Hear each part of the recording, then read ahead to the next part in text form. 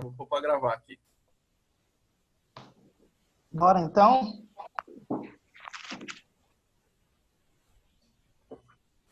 Podemos. Todos que estavam semana passada estão hoje, né? Eu acho que tem mais gente que não tá. Renata estava semana passada, Renata? Tava? Então, mas tem gente que estava semana passada e não está hoje, né? Talvez vão atrasar. Mas pode ir indo aí. Ou tem pessoas novas? Acho a Eu Gigi não não estava tava semana passada. Entendi. Mas eu assisti, então Legal. tô Muito bom. autorizada. Muito bom. Tá bom. Muito bom. Boa noite a todos. Vamos começar mais um dia, uma aula aí maravilhosa. Eu tenho certeza que a gente vai poder desfrutar e receber bastante do que Deus tem para nós hoje. Hoje a gente está com um tema maravilhoso.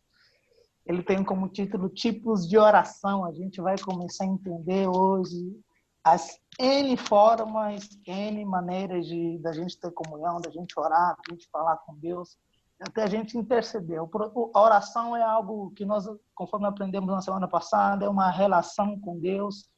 A oração é, na verdade, o que nos permite termos uma comunhão com Deus. Ela confirma a nossa comunhão com Deus.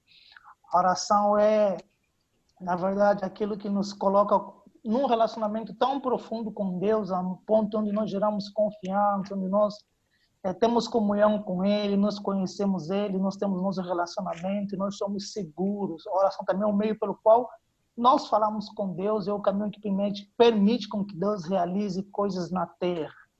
Por isso é bom que nós oremos para que aquilo que Deus quer que aconteça nas nossas vidas seja realmente realizado por Ele, porque somente Ele pode fazer infinitamente mais. E hoje nós vamos dar sequência nos tipos de oração, né? Antes de começarmos, eu queria fazer uma oração com vocês, eu queria que vocês estivessem conectados em espírito para que nós possamos fluir junto naquilo que Deus pode fazer neste lugar, né?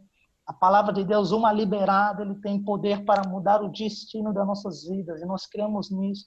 Então vamos orar para que ele seja de fato o centro deste lugar, seja o cerne principal desse dia de ensino. Nós vamos aprender mais sobre a palavra dele.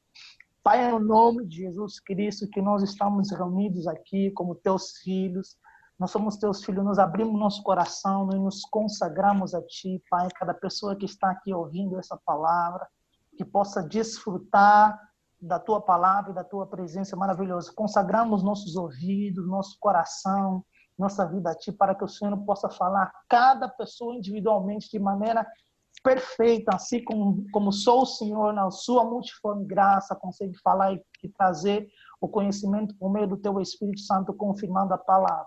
Nós te agradecemos porque temos certeza que não seremos os mesmos, mas transformados pela tua palavra e renovados pelo seu conhecimento.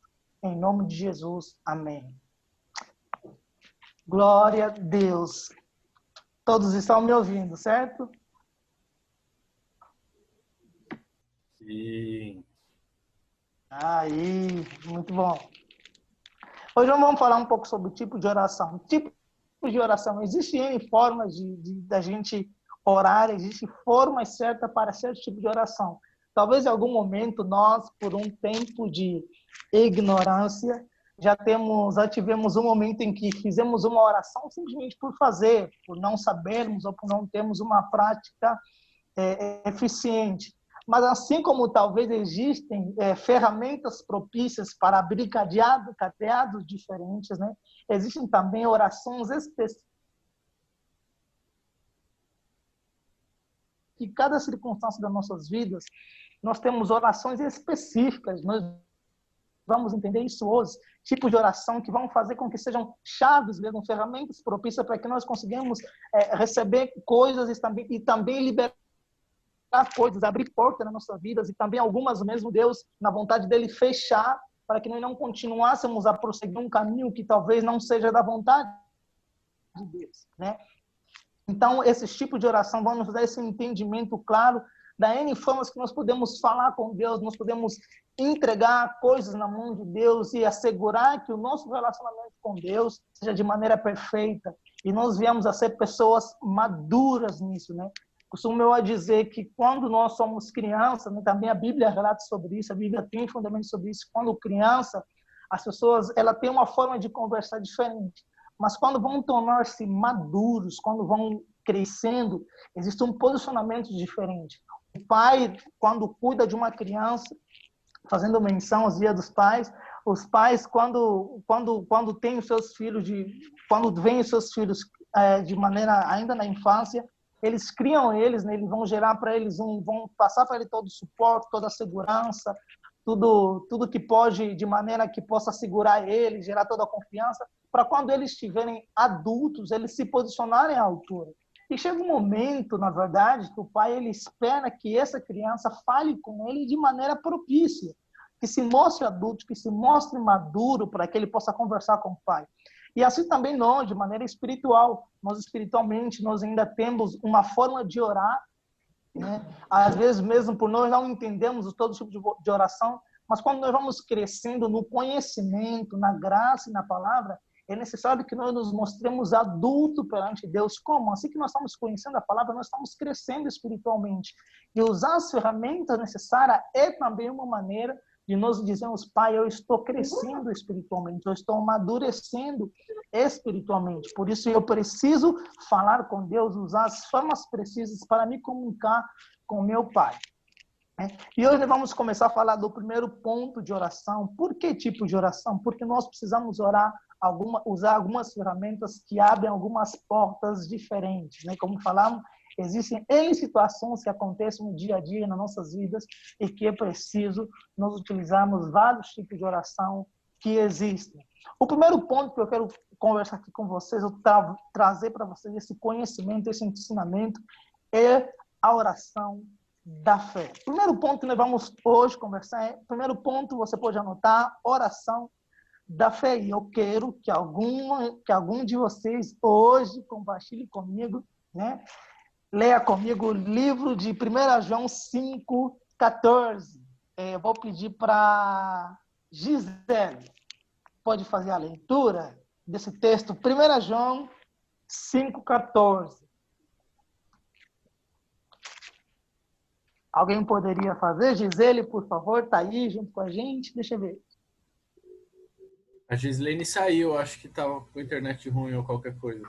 Está aí. Tá. Eu vou fazer Nádia. o seguinte, eu vou A abrir... Nádia tá aberta lá, ó. Pode ler, Nádia. Nádia.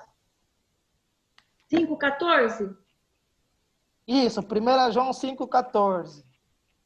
E esta é a confiança que temos para com ele, que se pedirmos alguma coisa segundo a sua vontade, ele nos ouve.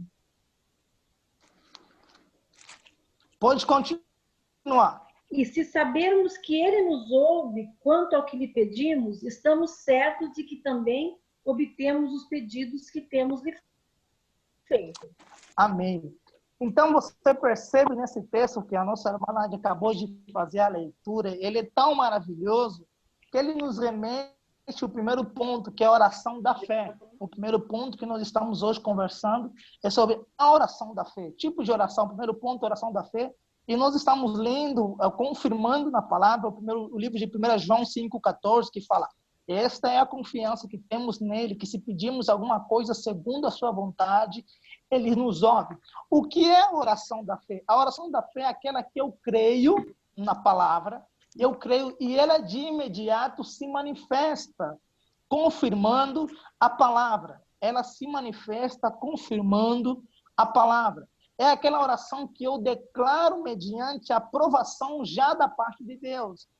E essa oração eu preciso fazê-la de maneira que eu creio que Jesus já fez todas as coisas, né? Vamos ver, por exemplo, se vocês puderem anotar, Marcos capítulo 11, no versículo 23, vamos ver que Jesus diz o seguinte, se você dizer uma palavra ao monte, e se você declarar e não duvidar no seu coração, e dizer uma palavra ao monte, o que vai acontecer? O monte vai ser movido, né? Resumidamente, nós estamos falando o seguinte, Jesus está dizendo o seguinte, quando você tem a palavra no seu coração, quando você confia no Senhor e a palavra está guardada no seu coração, você vai declarar essa palavra e essa palavra vai sair do seu coração com uma convicção tanta, capaz de mover coisas. Por isso que esse texto nos remete a essa confiança que temos nele, se pedimos alguma coisa segundo a sua vontade, ou seja, se declararmos algo confirmado pela sua palavra. Se declararmos alguma coisa confirmado pela sua palavra. Quando nós nos alimentamos da palavra de Deus e nós estamos cheios, aquilo que nós liberamos de maneira convicta, aquilo que nós liberamos, aquilo que nós declaramos, ele imediatamente acontece. E essa é a oração da fé. A oração da fé eu preciso declarar, falar, Pai, eu creio que desse modo vai acontecer. Eu não duvido mais, eu não gero dúvidas ou inquietações, mas eu declaro pelo poder da palavra, pelo poder que está no nome de Jesus, acontece de imediato. E não há dúvida nessa oração. Por quê? Porque existe uma convicção da parte de Deus sobre você. Existe uma palavra que confirma isso com você. Quando você tem a fé no seu coração, Gustavo, como é que vem a fé? A fé vem pelo ouvir e ouvir a palavra de Deus. Romanos 10:17. A fé vem pelo ouvir a palavra de Deus. Então, quando eu tenho a fé no meu coração e eu declaro com convicção, isso acontece de imediato. Então, essa é a oração da fé, uma oração que não gera dúvida nenhuma. Você vai dizer o seguinte, Gustavo, mas imagine que em algum momento alguma coisa pode acontecer, alguma coisa e eu gerar dúvida. Não, a oração da fé, ela é diretamente ligada à vontade de Deus. Por quê? Mas se eu ficar doente e eu tenho que orar e pedir uma oração a Jesus Cristo e pedir com que Deus me cure, se não for da vontade dele, não. A oração da fé é uma oração que já está alinhada com a vontade de Deus. Por quê? Jesus já morreu na cruz, Jesus já pagou o preço, Jesus já liberou cura na sua vida, Jesus já nos livrou de toda a maldição da lei, como diz Gálatas 3:13, Cristo nos resgatou de toda a maldição, da pobreza, da enfermidade, de toda doença, de todo sintoma, de tudo aquilo que coloca medo. Então, quando nós pegamos essa convicção, trazemos ela em nosso coração e nós confessamos com a boca, declaramos essa palavra com toda a convicção, aquilo sim se realize. E quando nós fizemos isso segundo a palavra de Deus, conforme a palavra de Deus, nós estamos declarando pela oração da fé. Nós estamos confirmando aquilo que Jesus já falou. Quando nós vamos apresentar uma oração e declaramos, Pai, segundo a sua palavra, está escrito segundo a sua palavra, nós estamos fazendo segundo a vontade de Deus. Nós temos um testemunho verídico. Você vê que quando Jesus é tentado, ao mesmo tempo, Jesus sempre apresenta a palavra como evidência. Está escrito como que? Como base de evidência da sua vida, ou seja, existia uma convicção dentro dele, para ele ter como evidência. Então, a oração da fé, ela acontece rápido, instantânea, e é uma oração em que já confirma, já traz em evidência a vontade de Deus sobre aquilo que está sendo orado. Por isso, nós temos confiança nessa oração. É uma das orações primordiais que todo cristão deve saber. Todo cristão precisa começar a entender que a oração da fé é uma oração que resolve coisas imediatas. A oração da fé não espera para depois, para amanhã, não. Por quê? Porque a fé, segundo Hebreus 11:1, é a certeza das coisas que não se vê, é a convicção daquilo que se espera. Ou seja, é uma certeza do agora, do já, desse momento. Então, quando eu declaro, fazendo a oração da fé, eu estou confirmando a palavra segundo a vontade de Deus, segundo o que Deus é, e isso acontece de imediato. Jesus já me libertou de todas as maldições, eu estou livre de todas as circunstâncias adversas, eu sou livre do pecado, eu sou livre de toda a enfermidade. E imediatamente Jesus libera para mim a cura instantânea. Por quê? Porque eu estou crendo de acordo à palavra de Deus. Marcos 11:23, que é um dos testemunhos evidentes que Jesus declara a palavra e acontece de maneira imediata. Por quê? Porque está de acordo com a palavra de Deus. Ele declarou crendo sem duvidar. Entende? Lembra-se que a oração da fé você precisa fazer sem duvidar. Mas para você fazer sem duvidar, você precisa ter convicção no seu coração. O que gera a convicção é apenas a palavra de Deus. Quanto mais você se alimenta da palavra de Deus, mais a sua consciência de quem Deus é aumenta em você. E você começa a declarar com convicção. Então, a palavra e a oração da fé, ela sai de modo evidente nas nossas vidas. Amém? Vocês estão entendendo? Alguém tem alguma pergunta nesse instante sobre esse ponto que nós já começamos aí a destrinchar. Oração da fé é o nosso ponto primordial. Eu ia dizer, talvez está um pouco ruim ainda e vai travar, mas vê se vocês conseguem ouvir. Essa é a oração que a gente ora por cura, né? O que ele falou. Acontece imediatamente, mas muitas vezes não acontece imediatamente no natural, mas no espírito acontece imediatamente. Porque a palavra diz que quando eu oro, eu creio que recebi. Então, ainda que isso seja cura, seja finanças, seja qualquer coisa que você esteja precisando, quando isso é alinhado com a palavra de Deus, você crê que aquilo é real para você, aquilo é uma oração de fé. E ela está pronta no momento em que você orou. Ela já aconteceu, ela já foi ligada. Né? O que ligarmos na terra será ligado nos céus. Mas pode ser que ela não se manifeste imediatamente, certo, professor? Mas o que acontece é que no espírito ela já está pronta no momento em que você orou. É isso mesmo? Eu quero... Posso dar um testemunho?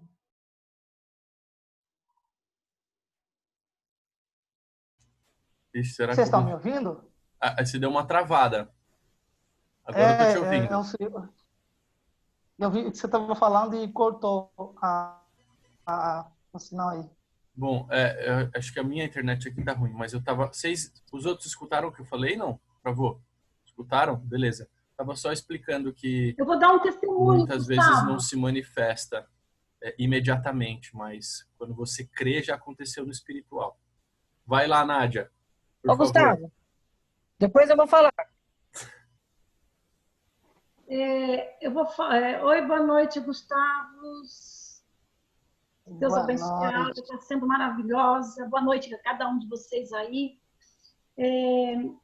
Eu quero dar um testemunho para vocês. Assim, é engraçado essa questão. Engraçado não, né? É interessante essa situação, né? De nós orarmos com fé, né? Muitas vezes a gente ora pelo outro com fé e a gente tem tanta convicção e aquilo acontece com o outro. Mas conosco, às vezes a gente não consegue receber essa cura de imediata, né? E aconteceu num determinado momento da minha vida, foi acho que uns 2 anos atrás, e foi algo maravilhoso. Porque, na verdade, a gente ora, a gente pede. E quando a gente recebe, de imediato a gente se assusta, porque a gente fala, nossa, mas foi tão rápido assim, a gente não acredita. E isso aconteceu comigo. Eu fui para o hospital porque eu sentia umas dores muito fortes, eu sentia dores fortíssimas nas costas, e aquilo me acompanhou muito tempo, até 1 mês atrás. Hoje eu não tenho mais dores. Mas quando eu cheguei no hospital, não tenho convênio, foi pelo SUS. Eu cheguei lá na UPA, em Atibaia, aqui em Atibaia. Quando eu entrei, eu vi uma mulher que ela gemia de dor. Ela gemia. E eu, naquele momento, eu entrei em desespero em ver a dor daquela mulher, né? Porque eu pensei, meu Deus, eu achei que ela estivesse em trabalho de parto, alguma coisa assim, porque parecia contração. E ela gemia. E eu comecei a clamar pela vida dela, comecei a orar por ela. Assim, eu estava sentada na 3ª ou 4ª fila e ela na 2ª. Aí ela foi chamada primeiro que ela entrou, depois eu entrei logo a seguir a ela. E essa mulher gemia. E aí o Espírito Santo, ora por ela, fala com ela. Eu falava assim, não vou falar com ela. Não, vou orar aqui com ela, eu vou orar aqui por ela. Aí daqui a pouco aquela coisa, vai falar com ela, ore por ela. Aí eu falei assim, ai meu Deus, né? Porque é difícil a gente tomar, né? Essa liberdade, a gente chegar e falar com a pessoa, porque a gente não sabe como que a pessoa vai receber a nossa oração, a gente chegar, se aproximar. Aí eu me acheguei a ela, estava o marido dela aqui, assim, do lado esquerdo, e ela do lado direito. Eu olhei e falei assim, bem, qual o seu nome? Eu não me lembro hoje o nome dela. Aí ela falou o nome. Eu falei assim, eu posso orar por você? Ela falou assim, pode. Eu falei, então fecha o seu olho. E nesse momento, gente, não fui eu que fiz a oração, foi o Espírito Santo de Deus, né? E eu orei, clamei, eu falei, se você vai ficar bem, eu falei, se você já está curada, creia nisso. E sentei. E falei, dá licença, e sentei atrás dela. No que eu sentei, eu vi ela falando, ela só cochichou no ouvido do marido. Eu falei assim, eu pensei comigo, né? Ela deve estar falando, essa mulher é louca, né? Ela veio assim orar por mim, né? Assim, eu até falei assim, ela deve estar lá falando que eu sou louca, mas eu continuei orando. Gente, não deu assim, não deu um minuto. Ela comentou com ele, olhou para trás. Era crise renal, tá? Eu não falei para vocês, mas era crise renal. Só quem teve já sabe o que isso dói. Ela olhou, ela falou assim, passou. Gente, eu falei assim, é mesmo? Ela falou assim, passou. Eu não estou sentindo dor nenhuma. Eu falei assim, glória a Deus, que bom, né? Aí eu fiquei ali adorando a Deus, agradecendo. Passou 5 minutos, ela falou assim, eu vou embora, porque eu não estou mais com dor. Eu fiquei, mas ela foi embora, sabe? Foi algo divino, sabe? Isso é para que a gente tenha Deus testou, acho que em mim, ousadia, sabe? Você tem que ter ousadia, você tem que crer, você tem que orar. E a partir disso eu passei a orar por pessoas, sabe? Quando a pessoa fala que está com dor, que está com algo, eu oro. E outras vezes, essa ficou marcada porque foi a primeira. Outras vezes aconteceu, eu estou melhor, eu estou bem, passou a dor de cabeça. Mas então nós temos que tomar posse dessa palavra. Exatamente isso. Foi maravilhoso. Então, provem isso. Amém. Isso é maravilhoso. Eu fico feliz por ver você crescendo e vivendo com intrepidez a palavra de Deus, você se mostrando de maneira ousada, né? Quanto mais o filho aceita ser usado por Deus, mais Deus vai usar você pregando as coisas. E assim como nós estamos falando, né? A oração da fé é justamente para isso. A oração da fé é uma oração que você crê com seu coração, você declara. A oração da fé nós devemos entender. Por exemplo, você fala, vou fazer uma oração de cura, eu vou orar por cura. Quando você ora por cura, conforme nós até acabamos mencionando um pouco na semana passada, né? Quando você ora por cura, você tem que entender que pode haver 2 processos, a oração cura instantânea e progressiva. Mas a partir do momento que você ora, você já tem essa convicção da cura. Você e não duvidar no seu coração. Se você, por exemplo, abrir o seu livro de Tiago 1:6-3, você vai entender que a Bíblia deixa bem claro sobre isso, né? Quando você pedir algo a Deus, não duvidar do seu coração, não gerar nenhuma inquietação. Tiago 1:6-8 fala isso. Se não tirar dúvida no seu coração, vai acontecer segundo aquilo que você está orando, que é de acordo com a convicção que você tem no coração. Por isso que é uma oração que acontece de imediato. No seu espírito, de fato, acontece, já aconteceu diferente, já se manifestou, porque você lê, meditou, você orou de acordo com a palavra de Deus. Fisicamente, claro, você pode ter um cuidado natural de se proteger, de estar num ambiente mais saudável, de estar num ambiente... Por quê? Porque nós devemos entender também que a oração da fé, ela é uma oração... A oração da fé, ela não diz que você não está doente, mas ela é uma realidade que está acima daquela realidade que você vive hoje, uma realidade acima do natural. Ela não diz o seguinte, olha, você não está doente, senão ela não deveria ser uma oração. Ela é uma oração justamente para dizer o seguinte, olha, ela entende que você está doente, mas é uma realidade maior do que aquilo que você está vivendo hoje. Por isso que no espírito, que é uma realidade maior do que uma realidade natural, ela já aconteceu. Então, na forma física, ela pode ter um processo ainda de cuidados da sua parte, ou mesmo você crer e confessar a palavra até que isso se materialize. O fato e a realidade é que enquanto você crê na palavra, conforme você orou, você não duvidar e você não viver mais, mas simplesmente agradecer, não vivendo mais com uma realidade anterior, e isso de fato vai se materializar. Eu vou passar para o segundo ponto, depois nós também vamos ter mais oportunidades para nós, também podemos ouvir algumas outras pessoas mais. O segundo ponto de oração... Eu quero falar depois. Eu vou assim, vai. Todo mundo hoje a gente vai ter, vamos conversar de uma maneira mais eficiente. A gente vai conseguir trazer um entendimento para todos nós hoje, amém?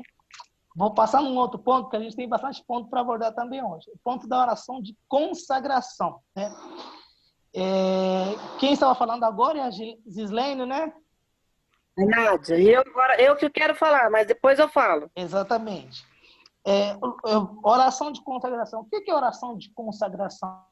Que é o nosso segundo ponto. A oração de consagração é a ação que nós estamos orando alinhados com o querer de Deus. É uma oração, na verdade, que mostra para nós a nossa submissão, né? Quando nós nos submetemos à vontade dele, quando nós nos submetemos à presença, ao querer de Deus. Você vê, por exemplo, quando Jesus em Getsêmanes, em Lucas capítulo 22, versículo 42 em diante, vai mostrar Jesus em Getsêmanes, naquele momento que ele diz: Pai, afasta de mim esse cálice, mas, se possível, seja feita a sua vontade. Essa é uma das orações que eu amo bastante e que eu tenho feito todos os dias, na verdade. E é uma oração poderosa, é uma oração de consagração, onde você se submete à vontade de Deus. Porque, às vezes, você não sabe qual que é a vontade de Deus. Não sei quantos de vocês, talvez você está andando, deseja alcançar alguma coisa, mas você não tem ainda uma clareza de fato sobre aquilo que você deseja alcançar, sobre aquilo que você está buscando.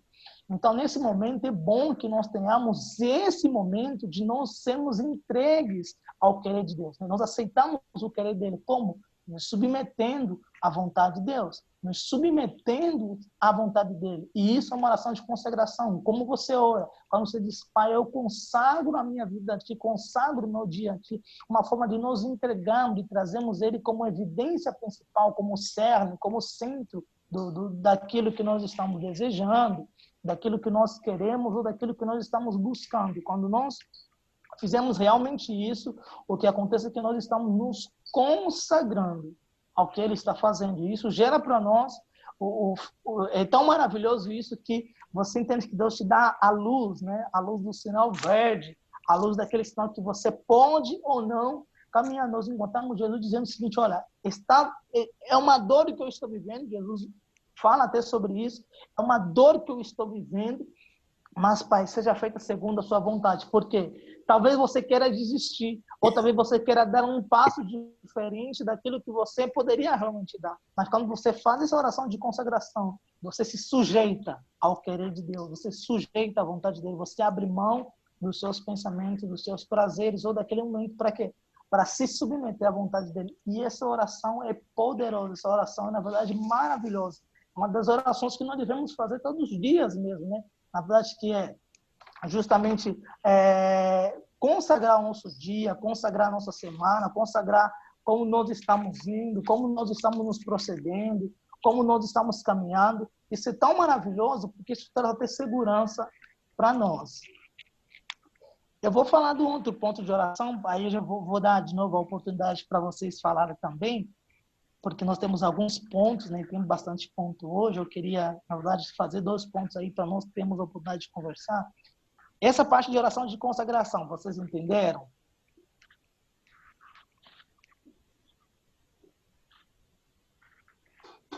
Vocês estão me ouvindo? Entendemos. Ô, pastor, só repete o versículo para mim, por favor. Maravilhoso. O versículo é Lucas, capítulo 22, versículo 42. E você pode... Lucas 22, 42. Também pode anotar Romanos 1, 9 e 10. Romanos 1, 9 e 10. Romanos 1, 9 e 10 fala de Paulo, né? Paulo, em algum momento, ele estava para ir visitar um povo, ele estava para ir fazer visita, e nesse momento mesmo ele faz uma oração pedindo, né? Reconhecendo a vontade de Deus. Deus, é da sua vontade que eu vou, e Deus concede para ele. Na verdade, ele pede uma permissão. O que ele está fazendo? Ele está dizendo assim: olha, eu tenho uma vontade de ver alguém, mas eu preciso saber que, se nesse momento eu preciso sair, é como você entregar seu dia a Deus, entregar sua rotina, entregar sua vontade, dizendo: Pai, eu consagro a ti, você se submetendo uma direção possível da parte dele que possa vir, para que isso possa ser realizado. E qual é maravilhoso nós nos submetermos a isso, nós entregamos o nosso dia a Deus. Você entregar o seu dia, entregar sua noite, entregar seus caminhos, você se consagrar realmente a Deus. Essa oração, gente, é tão poderosa, mas tão poderosa mesmo, que nós, eu até digo, nós devemos acordar todos os dias e nos consagrar a Ele. Nós vivemos hoje, carregamos um corpo imperfeito, né? Um corpo que ainda é natural, que está sujeito a coisas naturais. Então, é muito bom que nós consagramos a nossa vida todos os dias a Ele, dizendo, Pai, eu quero fazer isso, eu quero fazer aquilo, eu quero fazer isso, mas eu quero saber se é da sua vontade. Nos submetermos, isso na verdade é a palavra maravilhosa, submetermos à vontade de Deus. Eu vou falar esse terceiro ponto de oração, e aí depois eu vou pedir para vocês também poderem abordar um pouco. O terceiro ponto é oração de louvor e de adoração. Oração de louvor e de adoração. Mas primeiro eu vou começar a definir para vocês a diferença. Muitas das vezes nós temos esse ponto principal, oração de louvor e adoração. Nós temos muitas das vezes um conflito no entendimento sobre isso. O que é louvor? O que é adoração? Quem louva adora? Quem adora louva? Precisamente seja isso. Primeiro ponto, nós vamos entender o que é louvor. Louvor é expressar elogios a Deus, né? Isso fica, eu queria que vocês anotassem, louvor é expressar elogios a Deus. Como assim expressar elogios? Quando você diz, Deus, tu és tão lindo, tu és amado, tu és exaltado, tu és glorificado, são formas de você elogiar a Deus expressar com palavras. Quando você expressa com palavras, você está expressando louvor a Deus. Quando você está dizendo, Pai, eu te amo, eu te glorifico, eu te exalto, né? Nós vamos ver isso.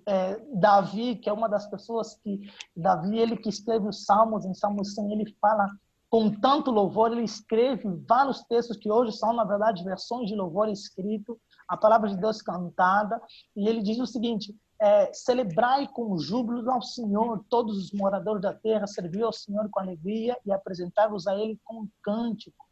Salmo 100 fala sobre isso, e Davi ele expressa louvores com palavras, assim, louvor e palavra. Quando você fala, Deus é maravilhoso, quando você reconhece a beleza dele e você expressa aquilo, você pode expressar aquilo com até as suas atitudes, louvando com as suas atitudes. A Bíblia diz também tudo quanto tem fôlego, louva ao Senhor, com tambores, ou seja, você conseguir alguma coisa que cria um ritmo para que você consiga expressar e dar mais uma beleza naquilo que você está falando, quem Deus é. Deus é lindo, Deus é maravilhoso. A Bíblia também nos mostra em Hebreus, capítulo 13, 15, nos mostra que nós devemos cantar a Deus, servindo a Ele. O fato de nós servindo a Ele também é uma forma de nós prestarmos louvor a Deus. Isso que é louvor, expressar elogios por meio da palavra. A palavra pelo qual nós já temos como base, como fundamento. E o que é adoração? Gustavo, você falou sobre louvores. E o que é adoração? Porque eu vejo muita gente que canta louvor. Mas será que toda gente que canta louvor adora realmente? Foi maravilhoso quando eu estava também meditando sobre isso. E isso trouxe mais força no meu coração. Nem sempre, às vezes, quando uma pessoa está louvando, está adorando. Isso é profundo, nós entendemos. Porque quando nós estamos adorando, nós vamos sim louvar. Sempre que nós adorar, nós estaremos louvando. Mas nem sempre que nós estaremos louvando, nós estamos realmente a adorar. Por que é adorar? Adorar é uma reverência. O que é reverência? É você estar conectado ao caráter de quem Deus é. Por exemplo, quando alguém diz para você, né, que ama você com palavras bonitas e elogia a sua beleza, ou elogia quem você é, e na sua atitude, aquilo que ele está falando não concerne, não está ligado com a sua atitude, você percebe que há uma dupla de expressão, né? A palavra vai contradizer uma ação. Mas quando nós... Isso é para mostrar o seguinte, nem sempre que uma pessoa está dizendo, Deus é bom. Por exemplo, às vezes você vê na rua alguém falando assim, Deus é lindo demais, Deus é bom, Deus é maravilhoso. Mas essa pessoa não sabe prestar reverência a Deus, não tem reverência a Deus. O que é reverência a Deus? Entender que ele deve ser adorado, deve ser admirado pelo caráter dele. O caráter de Deus é bom. Você conhecer a identidade de quem realmente é, você prestar esse culto a Ele. É uma forma de você reconhecer a majestade. Nós devemos entender, por exemplo, que Deus é um bom pai. Mas Deus não é só um bom pai, Deus é um Deus pai. Ou seja, existe uma reverência a ser mostrado que está conectado com o caráter dele. Deus é majestade com o caráter dele. Existem coisas que Deus faz, nenhum pai vai fazer natural, nenhum pai natural consegue fazer. Existem coisas que Deus, a bondade de Deus, o amor de Deus, ele é tão infinito que nenhum pai consegue ser medido. O amor de Deus para com Deus. Então, nós vamos entender isso de maneira perfeita. E entender isso, cantando isso, expressando isso, entendendo o caráter de Deus, é uma forma que nós expressamos adoração. E essa nossa adoração é dada e é feita de modo espiritual. Eu quero que você escreva isso. A nossa adoração é feita de modo espiritual. Nós vemos, por exemplo, em João, capítulo 4,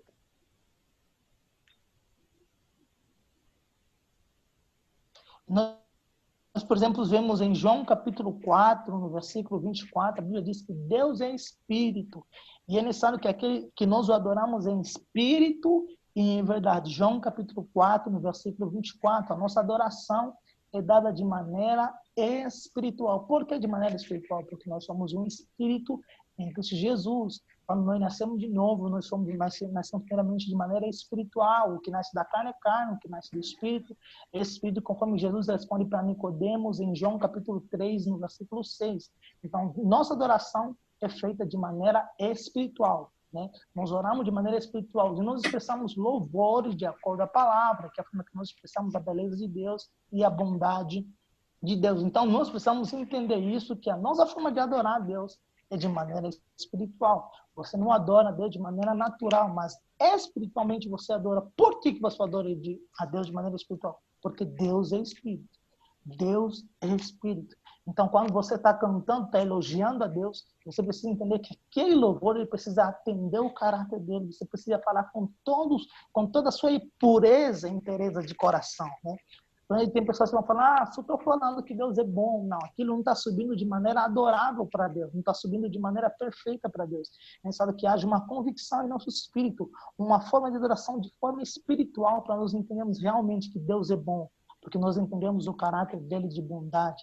Deus é maravilhoso, porque nenhuma pessoa expressou o amor tão grande da forma que ele expressou. Deus é lindo, porque a sua beleza é de maneira perfeita. Olha, porque a Bíblia diz que até a criação louva a Deus. E nós somos criados para louvor de sua glória. Ou seja, a nossa criação foi criada para louvor de sua glória em Cristo Jesus. De maneira que, quando nós entendemos o amor e a justiça de Deus, nós adoramos porque Deus é bom, Ele foi misericordioso. Ele é um Deus de justiça. Nós assim estamos reconhecendo o caráter dele. Vamos elogiar, vamos declarar. Mas a adoração é o nível perfeito de oração. Por quê?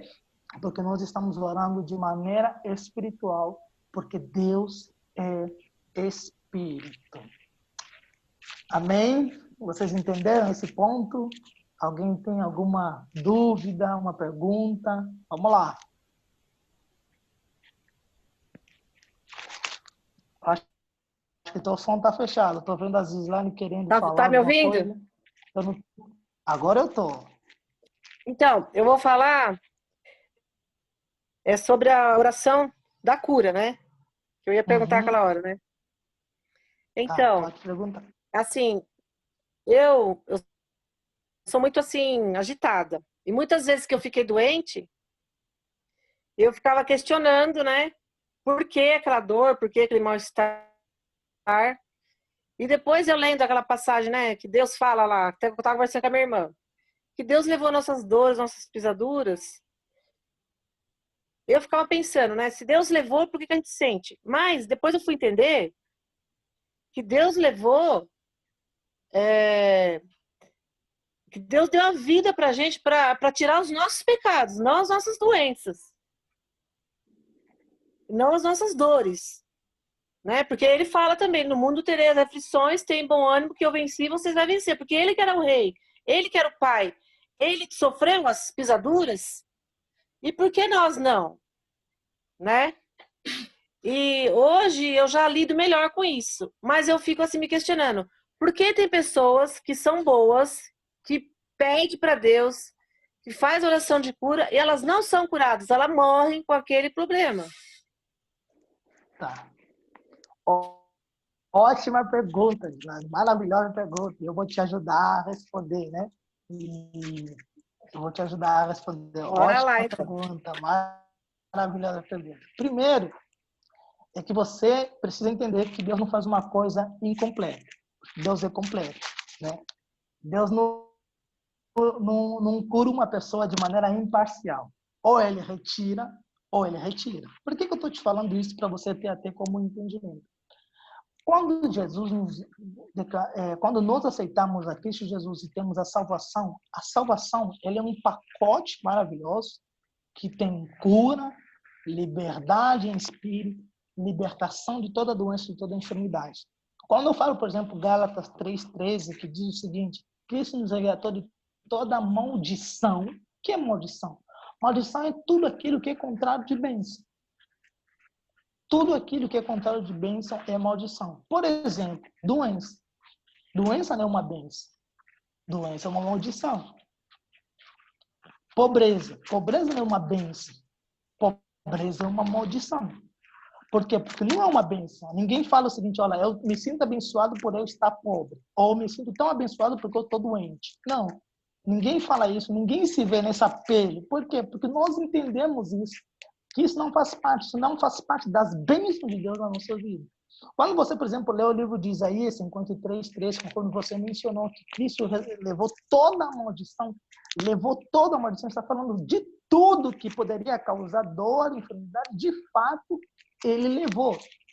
Agora, o que eu preciso entender? Que essa cura, conforme nós estamos falando, acontece de maneira espiritual primeiro. Como? E talvez é uma forma de você entender para ser bem claro. A Gislaine, ela é uma pessoa espiritual.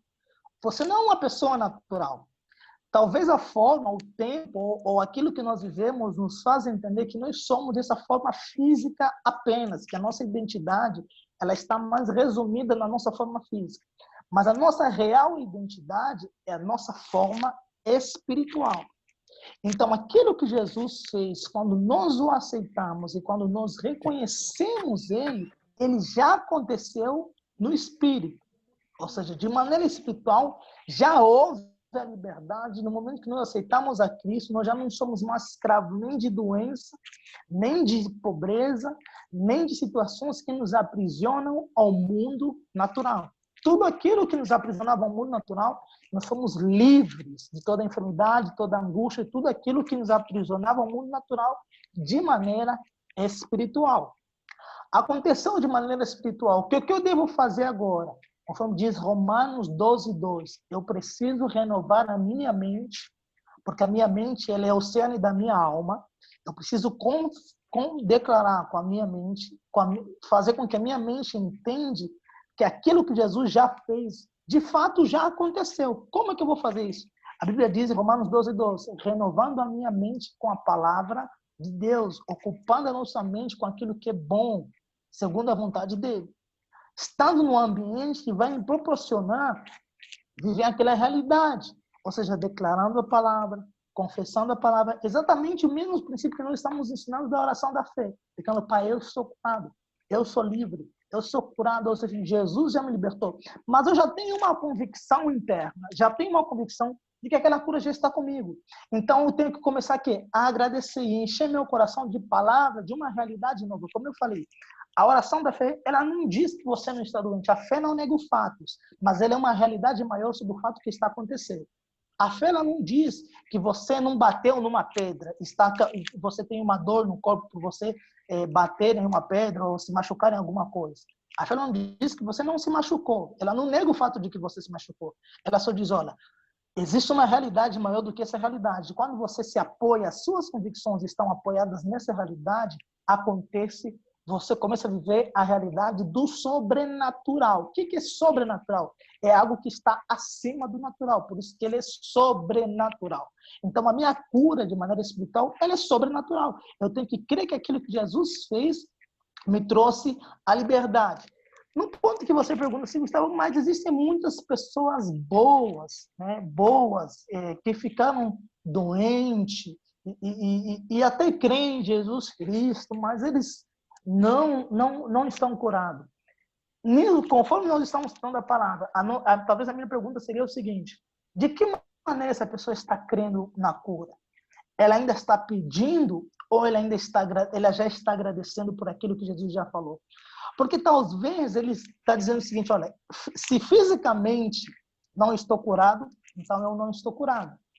Quando uma pessoa afirma isso, ele está dizendo o seguinte, eu estou vivendo à base do que é natural. Eu estou vivendo em razão daquilo que eu consigo ver. Porque se eu não ver, não aconteceu. E o que é realmente o contrário da fé? A fé é a certeza daquilo que não se vê e de convicção de esperar. A partir do momento que você consegue contemplar com os seus olhos, não é uma vida à base de fé.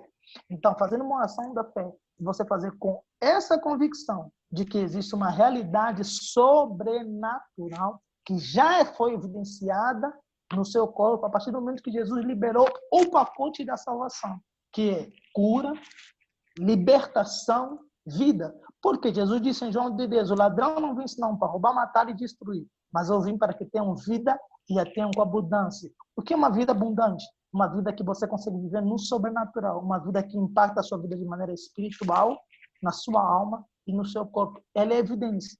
Agora, eu preciso entender que eu também não posso ignorar o serviço, por exemplo, do médico, do médico, ou das pessoas próximas que me auxiliam em algum procedimento. Mas essa realidade natural não pode ser maior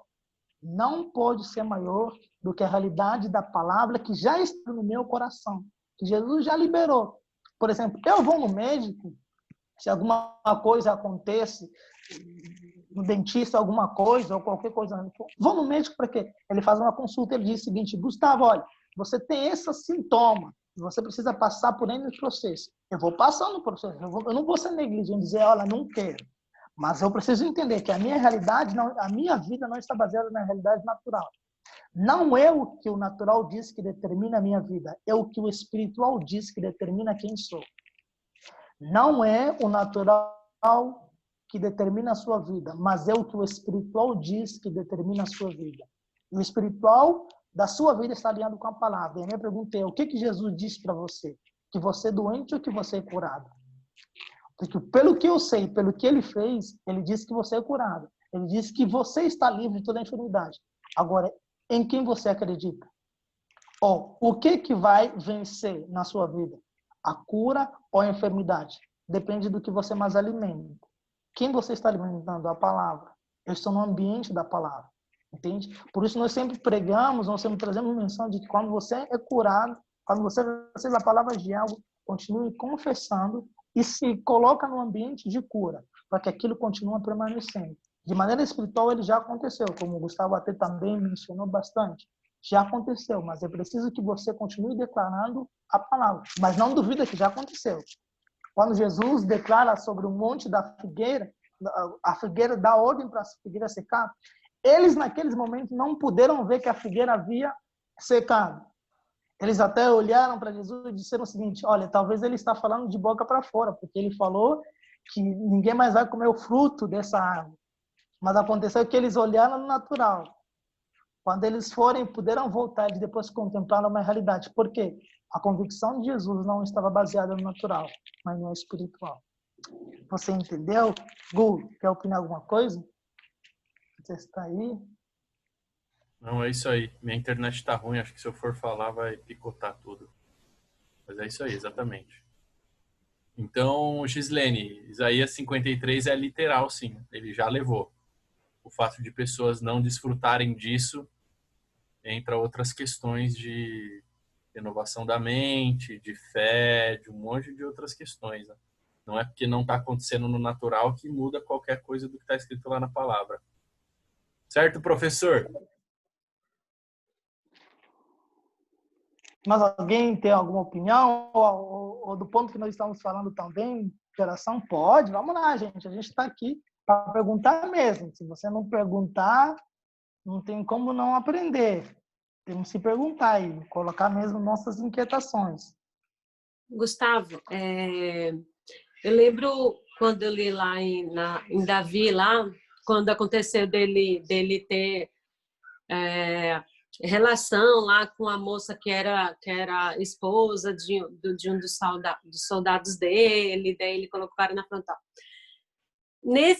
Quando ela teve o neném, Davi, eu não lembro mais, não lembro exatamente se ele ficou doente ou se você estava para morrer o neném, né? E ele orou. E Davi, ele tinha toda a fé, né? Ele cria, ele sabia quem que era Deus. E lógico que também foi consequência, mas mediante a fé, enquanto houve vida no neném lá, ele continuou orando, porque ele cria que Deus pudesse salvar a criança, mesmo sendo fruto do pecado.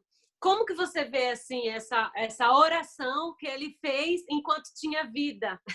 E mesmo assim, por causa da circunstância, Deus não sei se está certo a minha colocação, mas que Deus recolheu ele, né? O nenenzinho, que não tinha culpa nenhuma do pecado de Davi. Excelente pergunta. Excelente pergunta, maravilhosa pergunta. Muito bom. A primeira coisa que eu vou começar a te responder é um ponto maravilhoso, que na verdade é um ponto que tem mais a ver com até um tema que eu gosto de falar bastante, sobre a eternidade. Mas eu vou responder você de uma maneira perfeita. Você sabia que todos nós entendemos a morte como algo ruim? Porque todos nós entendemos a morte como algo ruim. Porque nós não sabemos o que tem depois da morte. Isso é uma das coisas que nos faz temer bastante a morte. Mas se nós soubermos que nós não fomos criados e gerados para morrer, você vai entender que a morte nunca é o fim da nossa realidade. Por isso, nós voltamos a falar que a realidade espiritual é maior do que a realidade natural. Ou seja, se nós que cremos em Cristo Jesus acreditamos uma vida após a morte, então existe um lugar melhor do que a terra. Então, quando você, por exemplo, fala assim, Gustavo, imagina que Deus o levou. Se Deus o levou, está no melhor lugar. Só para você entender isso. Se Deus leva alguém, porque essa pessoa está no melhor lugar. Porque eu prefiro ir com Deus do que ficar na terra. E essa deve ser a nossa convicção. Nós devemos entender que a realidade de Deus é muito melhor do que a realidade natural, né? Mas o ponto é o seguinte, quando nós vemos, por exemplo, o texto do Velho Testamento, né? Ele aponta algo que está acontecendo no Velho Testamento, nós devemos entender há duas luzes maravilhosas. Primeiro, aí sim houve um momento em que Davi cometeu alguma coisa e nós devemos entender que naquele momento o salário do pecado é a morte. E existem consequências que estavam acontecendo na vida de Davi. Mas também existia a vontade de Deus pelo qual Davi estava submetido. Existia uma promessa acontecendo na vida de Davi que existia uma vontade de Deus maior para que Davi pudesse realizar aquela promessa. Mas à luz da palavra, do que nós temos como clareza maravilhosa, é o seguinte, é da vontade de Deus que aquele bebê se foi, por exemplo, ele foi. E segundo, quando nós estamos falando de uma realidade do Velho Testamento, porque a Bíblia é dividida em 2 testamentos, o Novo e o Velho Testamento. Quando é que um testamento é válido? Um testamento só é válido após uma morte. A morte de alguém que confirma esse testamento. Se seu pai deixou para você uma herança, o testamento só vale após a morte dele. Antes da morte dele, o testamento não é válido.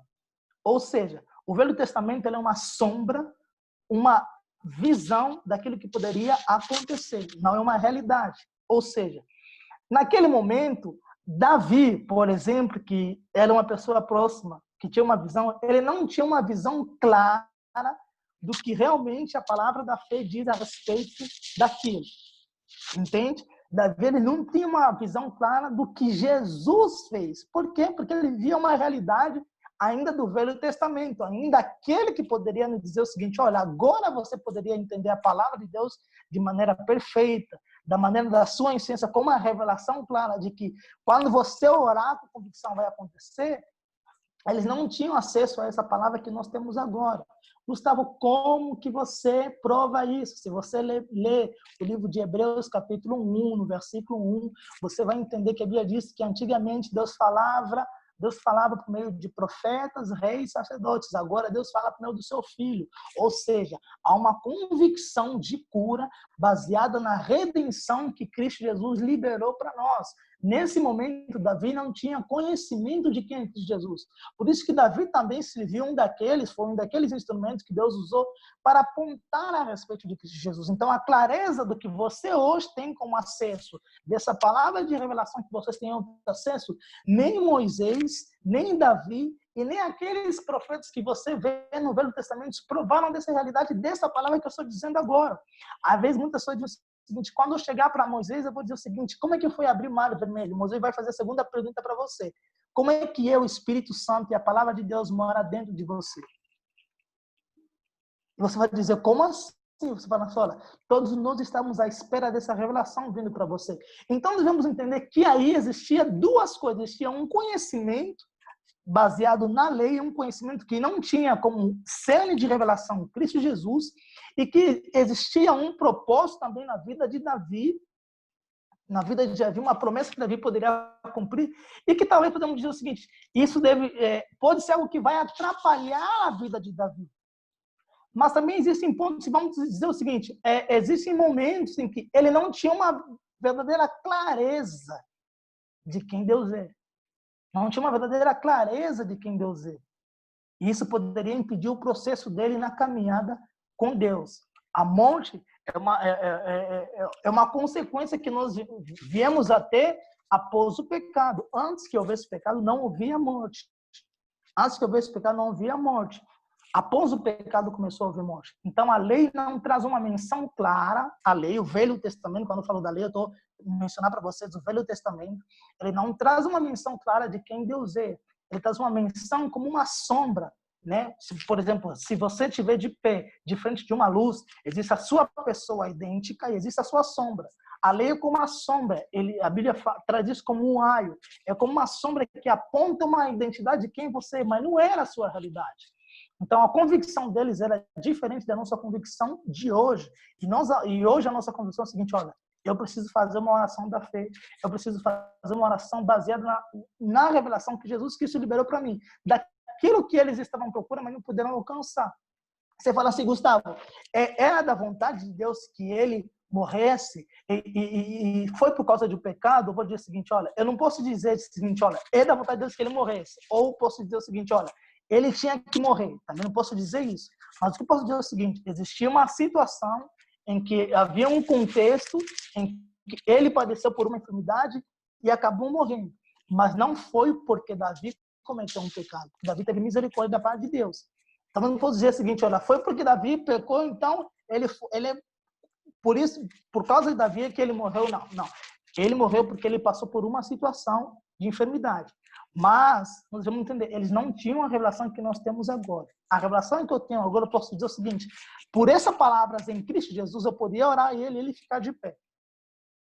Talvez naquele Velho Testamento ele não podia, porque ele não tinha essa revelação clara daquilo que poderia acontecer. Ele não tinha essa revelação clara da palavra de Deus. Agora, eu e você temos. Eu posso fazer a oração da fé, mas Davi não conhecia por convicção a oração da fé. Então, isso cria, sim, um contexto. Mas é um contexto do Velho Testamento. O que eu quero dizer é o seguinte: apenas eles não tinham a revelação clara do que nós temos hoje. Por isso, situações como essas aconteceram várias vezes no Velho Testamento. Em vários momentos do Velho Testamento você encontra situações de morte. Que nós podemos falar: a pessoa morreu por uma situação de enfermidade. Aconteceu. Por um contexto, aconteceu. A morte entrou no nosso mundo natural por conta do pecado. O único que traz a morte é o pecado. O salário do pecado é a morte. É a única forma que as pessoas morrem. Então, existe uma consequência, existe uma situação de enfermidade, em algum contexto, da morte. Mas que é da vontade de Deus a pessoa morrer, não é da vontade de Deus a pessoa morrer, porque Deus nos fez na sua vontade para que nós vivamos vida eterna. Não sei se te expliquei melhor. Augusto, se quiser dar também uma opinião. Davi não tinha o pacote da salvação que nós temos, não é isso? Exatamente. Isso aí. Mas hoje ainda tem morte, né? De crianças. Falando assim, mesmo dentro de oração. Você diz que morreu porque não teve fé?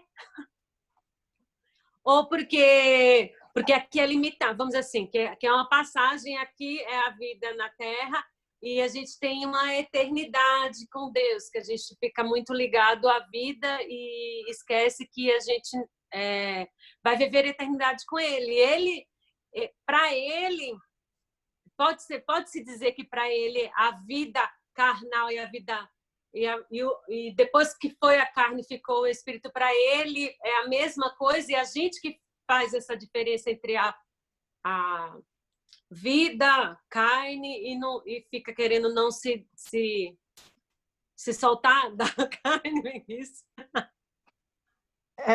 Eu acho que eu entendi um pouco. Vou tentar te explicar para ver se a gente consegue entender. Olha lá, é o seguinte. O que a gente precisa ter entendimento que a morte ela não é o fim. Nós que estamos em Cristo Jesus, nós queremos que exista uma vida eterna. O propósito pelo qual Jesus veio é para nos dar vida abundante. Essa vida abundante também está ligada à vida eterna, porque Jesus é a própria eternidade dentro de nós. Se você ver, por exemplo, Eclesiastes, lá mesmo no Velho Testamento, Salomão fala que desde a criação do homem, Eclesiastes 3:11, a vontade de Deus é que foi colocada a eternidade dentro do coração do homem. A eternidade é o quê? A capacidade de nós vivemos para sempre, adoramos a Deus para sempre, continuamente vivemos com Ele. Quando o pecado entra na Terra, o ser humano tem dificuldade de viver num tempo limitado. Né? Eu não quero entrar num ponto aqui escatológico e tudo mais, mas entendendo que a morte não é o fim. Nós temos medo da morte. Por que temos medo? Por conta do pecado. Porque o salário do pecado é a morte. Então, o corpo do ser humano, como foi comprometido com o advento do pecado, ele tende a passar pela morte. Mas nós que estamos em Cristo Jesus, não podemos temer a morte. Como diz Romanos 8, nem a morte, nem a vida, nada nos separará do amor de Cristo. Romanos 8. Nem a morte, nem a vida, nada nos separará do amor de Cristo. Lá no versículo 30 e pouco fala sobre isso. Nem a morte, nem a vida, nada nos separa do amor de Cristo. Ou seja, a nossa convicção do amor dele na eternidade deve ser tão grande. Né? Você fala assim, se uma criança morreu, uma criança hoje morre, ela vai para o inferno? Não, ela vai com Deus. Por quê? Porque ela é inocente, ela é uma pessoa pura. Ela é uma pessoa pura de consciência, espiritualmente, ele não tem nenhum ato que possa condenar. E Cristo levou sobre si toda essa morte espiritual que poderia, talvez, sendo apoderada de descendência de uma criança inocente, ele morre. Ele vive em Cristo no céu, porque ele é conscientemente limpo, não tem nada que possa julgar ela. Está dizendo o seguinte, mas, e o pecado da humanidade? Não, o pecado da humanidade em Cristo Jesus foi levado, porque ele é inocente. Então, Jesus não julga, não leva em consideração o tempo da ignorância, de que a pessoa não conheceu. Né? Mas nós já temos uma maturidade, nós já temos um pensamento maduro, existe sim um julgamento até mesmo com a nossa maturidade. Mas a morte não é o fim, é apenas uma passagem para que eu possa entender que aquilo que Jesus fez de fato foi cumprido. Né? De fato foi cumprido. Por isso, a nossa expectativa de vida não esteve baseada, não possa estar baseada nessa vida, mas na eternidade, no lugar maior. Paulo fala sobre isso em 1 Coríntios 15. Você entendeu? Ficou alguma dúvida? Top. Bem, então vamos passar para o nosso ponto de oração. Olha, estou gostando hoje, está maravilhoso, tem bastante pergunta. Ô, mano, já deu a hora, velho. Vamos deixar para semana que vem. Vamos deixar para semana que vem. Olha isso. Já são 8, porque tem a célula agora que vai rolar e precisa da sala. Ah, verdade. Olha isso. Então, gente, vamos terminar na semana que vem. Ficou poucos pontos. E na semana que vem a gente consegue trazer bastante entendimento. Eu fico feliz por vocês terem participado. Né? A gente vai encerrar. Gu, quer fazer uma oração? Caminha aí. Faço. Mas depois, se a gente precisar de mais semanas para acabar a matéria, a gente vai embora. Não tem problema. Se ficar 2 meses na matéria, não tem erro. Mano. A gente vai com calma, vai respondendo as perguntas. E vamos que vamos. Beleza? Tá certo. Beleza. Então eu vou orar para nós. Pai. Eu tenho que falar comigo no final do culto. Depois lá a gente fala. Pode ser depois da célula. Tá bom. Pai, te damos graças por esta noite, Senhor Jesus, pelo privilégio, papai, de aprendermos de Ti, de podermos abertamente discutir sobre os Teus preceitos, papai, sobre a Tua palavra. Nós te damos graças porque o Teu Espírito se fez presente nesta noite, trazendo luz aos nossos corações, Pai, nós te damos graças porque estamos crescendo. Pai, ensina-nos, Senhor Jesus, no decorrer desta semana, a usar estas orações. Lembra-nos, Espírito Santo, de usar essas orações que nós aprendemos, papai, que estas coisas que estamos ouvindo não sejam apenas letra, não sejam apenas teoria, papai, mas que nós possamos aplicá-las em nossas vidas e crescer espiritualmente, Deus. Eis-nos aqui, papai, para fazer a tua vontade. Nós nos submetemos ao teu senhorio, papai, como aprendemos hoje. Nós nos consagramos ao Senhor para fazer aquilo que o Senhor quer nas nossas vidas, papai. Usa-nos e continua falando conosco no decorrer desta semana. Em nome de Jesus, amém. Amém. Amém. Parabéns. Então, gente, até semana que vem a gente se vê. Amém. Tchau, boa semana para todos. Boa Obrigada semana. pela aula. Beijo. Beijo Tchau, a boa vocês. semana. Tchau, boa semana. Tchau, tchau.